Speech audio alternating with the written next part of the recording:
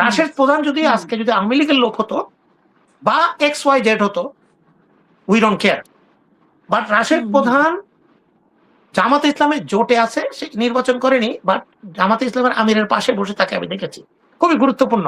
তাহলে সে যখন এই ধরনের বক্তব্য দেবে, এই বক্তব্যের দায় কি জামাত ইসলামে এড়াতে পারে? তাহলে যে বিএনপির কিছু লোকজন জামাত ইসলামের আমিরকে নিয়ে আজে বাজে কথা বলে আমরা প্রতিবাদ করি।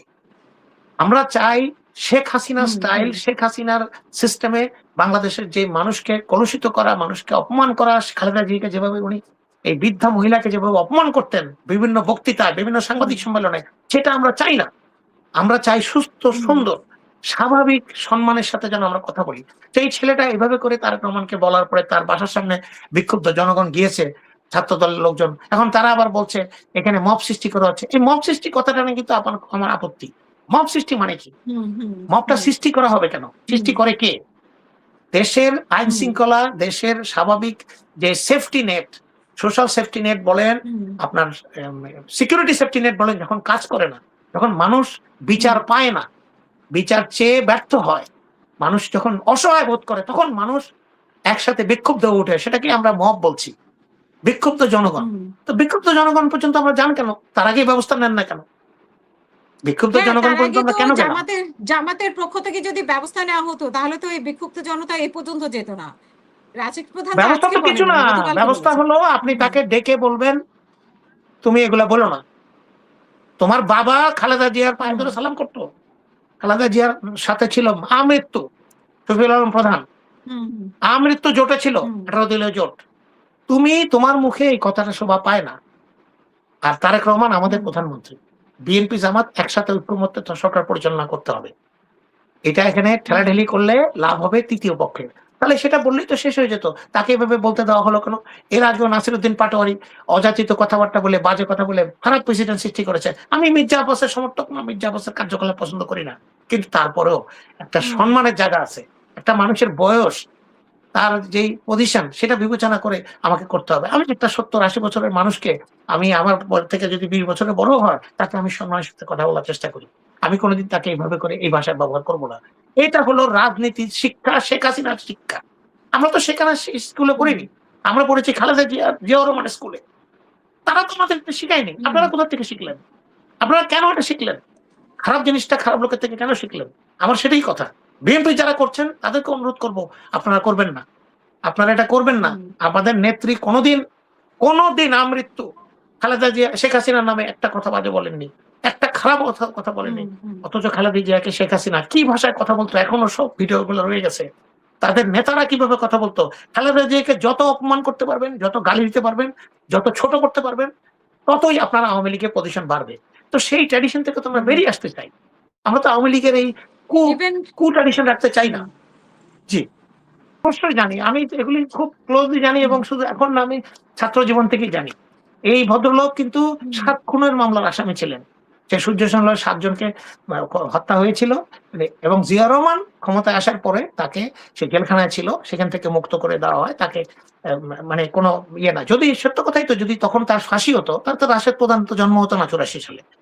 84 সালে তার জন্ম। ওই 76 সালে 77 সালে যদি তার ফাঁসি হয়ে যেত শফিউল আলম প্রধানের, তাহলে তার বিয়ে হতো না, জন্ম হতো না। তাহলে তো এটা তো কথা সত্যি, একটা কৃতজ্ঞতা বোধ একটা আছে। আমি বলছি না যে তারেক রহমানের কথা আপনি সমর্থন করবেন, তারেক রহমানকে আপনি আপনি তাকে তার সব কথাতে আপনি সায় দেবেন। প্রধানমন্ত্রীর বিভিন্ন জায়গায় আপনার আপত্তি থাকতে পারে, আপনার মতদূরে থাকতে পারে, কিন্তু আপনি তাকে অসম্মান করবেন কেন? যেখানে আপনার বাবা তাকে সম্মান করতেন, এটা তো আপনাকে বুঝতে হবে। তারেক রহমান তো বাংলাদেশের প্রধানমন্ত্রী, তার সাথে সাথে জিয়াউর রহমানের এবং খালেদা জিয়ার সন্তান। তো তাদের বাংলাদেশের প্রধানমন্ত্রীর চিন্তা এবং জিয়াউর রহমান খালেদা জিয়ার সম্মানটা তো চিন্তা করা উচিত ছিল। এবং এই ব্যাপারে আমি আপনাকে বলতে চাই, এই যে গত কয়েকদিন আগে আপনারা দেখেছেন, এটা আপনি এখানে বলেননি, কিন্তু সব জায়গাতে এই প্রশ্ন উঠছে, প্রধানমন্ত্রীর বাড়িতে বাংকার, টানেল ইত্যাদি, কারা এটা ছড়ালো? এটা তো কোনো কথা, কোনো অফিসিয়াল কোনো কিছুই হয়নি। উনি যমুনায় থাকবেন না, উনি বলেছেন আমি এখানে থাকবো। কারণ যেহেতু রাষ্ট্রীয় অতিথি ভবন যমুনায় এখন প্রধানমন্ত্রী উপদেষ্টা, যে প্রধান উপদেষ্টা থাকতেন, এবং যেহেতু প্রধানমন্ত্রীর বাসভবন এখন জাদুঘর হয়ে গেছে, সেখানে তো যদি একটু নতুন কোনো প্রজেক্ট হাতেও আসে, এটা কারা ছড়ালো? এবং এখানের মধ্যে প্ল্যান দিয়ে বাংকার থাকবে, এটা তো বিশ্বের সব দেশেই আছে। কানাডাতেও প্রাইম মিনিস্টার বাসভবনের নিচে বাংকার আছে, টানেল আছে কিনা জানি না, নিরাপত্তা বাংকার আছে, ইত্যাদি আছে, আক্রমণ হলে। বাংলাদেশের মানুষ এটা নতুন শুনছে বলে বাংলাদেশের মানুষ বোধহয় মনে করছে, কিন্তু এই কথাগুলো ছড়াচ্ছে কারা, কারা এটাকে প্রচার করছে? এই ডিপ স্টেট। কোনো কেউ কি চায় বিএনপির মধ্যেই আছে বা সরকারের মধ্যেই আছে বিএনপি অজনপ্রিয় হোক, বিএনপি মানুষের কাছে ঘৃণিত হোক, বিএনপি ছোট ছোট বিষয়গুলোকে নিয়ে তারেক রহমানের ভুল করে ৭৯ সালকে ৭৬ সালের জায়গায় ৭৯ সাল বলাতে এটাকে নিয়ে ট্রল হোক এবং এতে করে বিএনপি ক্ষমতা থেকে পড়ে যাবে, এরকম কোন মহল কি আছে? আমি তো মনে করি এই লোকগুলিকে, যে সাংবাদিকতা যেগুলো মিডিয়া কন্ট্রোল করে, মিডিয়াকে যারা ইয়ে করে, তাদেরকে সবগুলোকে রিমান্ডে নেওয়া উচিত, একেবারে সত্য সত্য রিমান্ডে, কোনো প্রশ্নপত্র বিদ্যা না। এই জাহিদুর রহমানকে ধরা উচিত, এটা বড় বড় কথা বলে এখন। এই কমিউনিস্টটাকে ধরা উচিত। কেন এই ধরনের নিউজ বাংলাদেশের নিউজ পেপার গুলোতে গেল যে প্রধানমন্ত্রী, এটা এখনো কিছুই হয়নি আপা, জায়গা দেখা হচ্ছে, জায়গা কখন সিলেকশন হবে, জায়গা সিলেকশন হওয়ার পর ওখানে বিল্ডিং হবে, টানেল হবে, কি হবে, এগুলো নিয়ে এখন ট্রল শুরু হয়ে গেছে। কেউ কেউ বলছে, মানে তার আমি আগেই দেখলাম বলা শুরু হয়েছে তারেক রহমান বাংকারে ঢুকে জি যাচ্ছে। জি তো বাংকারে টানেল দিয়ে পালিয়ে যাওয়ার ব্যবস্থা হচ্ছে। 2 মাসের মাথায় এই ধরনের ষড়যন্ত্র তারেক রহমানকে বুঝতে হবে। উনি ওনার আশেপাশে যাদেরকে রেখেছেন, উনি অনেককে হয়তো অনেকদিন ধরে চেনেন, অনেককে চেনেন না, তাদের ব্যাপারে সতর্কতা আমি অনুরোধ করছি। কারণ ওনাকে কিন্তু বাংলাদেশের মানুষ তেমন ভাবে দেখেনি। খালেদা জিয়াকে দেখেছে, জিয়া রহমানকে সামান্য সময় দেখেছে, ওনাকে দেখেনি। বাংলাদেশের মানুষের তার ব্যাপারে অনেক জানার আগ্রহ আছে। বাংলাদেশের মানুষ সবসময় প্রধানমন্ত্রী, প্রেসিডেন্ট এদের ব্যাপারে জানতে চায়। এটা আমাদের জাতিগত ঐতিহ্য, আমরা এই গসিপ গুলা পছন্দ করি, শুনতে চাই। কে কিভাবে করলো, বিড়ালের নাম কি, বিড়ালটা কি করে, বিড়ালটা দেখতে কেমন, এটাও আমরা আগ্রহ দেখি। আমরা দেখি তো ট্রল করি, ইয়া করি, আপনার ভাইরাল হয়। তাহলে এই জিনিসগুলোকে তার প্রমাণকে এখন থেকে আমার মনে হয় ব্যক্তিগতভাবে, আমি জানি না আমার এই বার্তা, ক্ষুদ্র বার্তা ওনার কাছে পৌঁছাবে কিনা, আশেপাশের লোকগুলোকে ঠিক মতো রাখেন, যেই লোকগুলি আপনাকে ছেড়ে পালিয়ে যাবে না, যাদের আপনার দল, আপনার পরিবার এবং আপনার মার প্রতি, বাবার প্রতি যাদের অগাধ ভালোবাসা আছে, আমাদের মতো আমরা কখনো পালিয়ে যাব না। আরো 100 বছর যদি বিএনপি ক্ষমতা থাকে বা না থাকে, তাও আমরা বিএনপি সাপোর্ট করে যাব, বলে গেছিলাম, আপনার এখানে বলেছি। 100 বছর যদি বিএনপি ক্ষমতা না আসে, তাও আমরা বিএনপি কে ছেড়ে যাব না এবং যাইনি, এখনো যাব না। কিন্তু আপনার আশেপাশে যাদেরকে নিয়েছেন, তারা তো একটু দাবরানি দিলেই চলে পালিয়ে যাবে।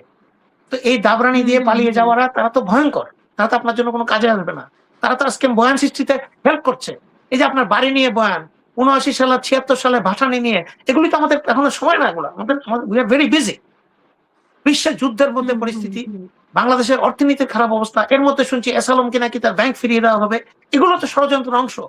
তারেক রহমান সরকারকে অজনপ্রিয় করা, তারপরে সংসদে প্রধানমন্ত্রী তারেক রহমান বসে থাকেন, উনি কিছু বলেন না, সালাউদ্দিন আহমেদ সব কথা বলেন, কেউ কেউ বলে ডিফ্যাক্টো প্রধানমন্ত্রী। এই আলোচনাগুলো আমাদের জন্য সহায়ক না, আমাদের জন্য কমফোর্টেবল না, জাতির জন্য, দেশের জন্য, দলের জন্য it's not a good discussion. আমরা চাই না এই ডিসকাশন, আমরা চাই ভালো ডিসকাশন,